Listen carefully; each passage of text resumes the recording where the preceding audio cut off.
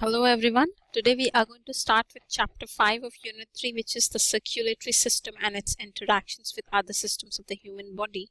And the course name is still the same, which is systems of the human body and their functions. So see, if you can recall, the circulatory system is made up of blood, heart, arteries, veins and capillaries, right? These are the organs which make up the circulatory systems. So let's move to the next slide. Now, circulatory system is also known as the cardiovascular system. Cardio means the name cardio comes from the cardiac muscles with which it is made up of, and vascular is as it transports blood of circulatory system. It transports different substances like oxygen and then wastes, so that's why the vascular system, that means it moves. Now cardiovascular system. So if we see the cardiovascular system, the heart pumps blood through as many as 60,000 miles of blood vessels, delivering nutrients to and removing waste from all body cells. So see, nutrients can never reach to the cells if blood is not there, right? And once the nutrients are squeezed from the food, the left out thing is the waste, and it can never be transported back to the excretory system and lungs too. Okay, lungs in case of CO2, okay, which is the waste product of cellular respiration, if blood is not there. So it is a very important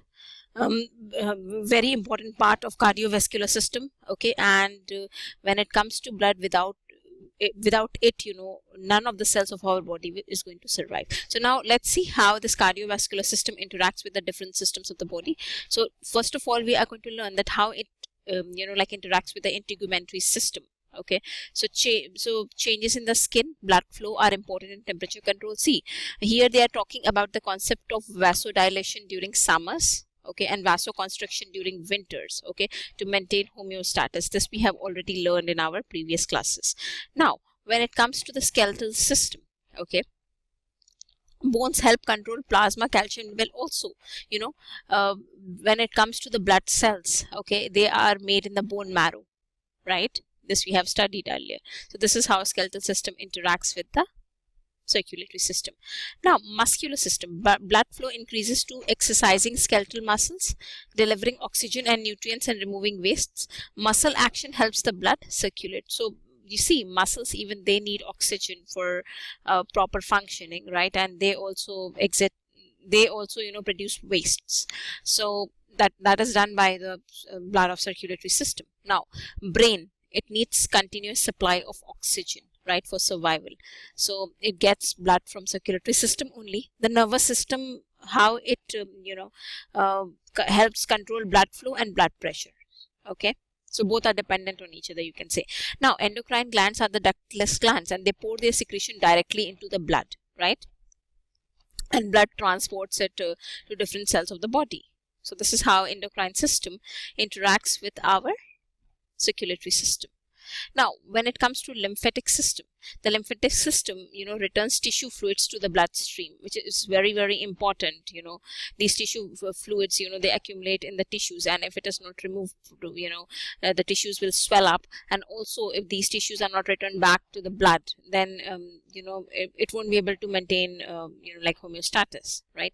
And digestive system. See, all the organs of the digestive system, mechanically and either mechanically or chemically or both, in both ways, they break down food so that cells can absorb nutrients from that. But cells, nutrients has to be transported to the cells. This is done by blood of circulatory system. Now, respiratory system. See, the respiratory system oxygenates the blood, right? During breathing, what happens? We take in oxygen and we expel out carbon dioxide, right? So this oxygen is transported to the cells via blood of circulatory system, and the carbon dioxide, which is again transported back to the lungs, via blood, and it is expelled out of the body via expiration, right? And urinary system, how it interacts with our circulatory system. The kidneys clear the blood of wastes and substance present in excess. The kidneys help control blood pressure and blood volume too. And when it comes to reproductive system, blood pressure is important in normal functioning of the sex organs, and even sex organs also need like blood. And now Take for example, when the woman gets pregnant, even like the fetus grows in the uterus, right? So it also needs continuous supply of blood, oxygen for its survival. Okay, so this is done by the blood of circulatory system. So this is how our cardiovascular system or circulatory system interacts with the other systems of the human body. Thank you so much.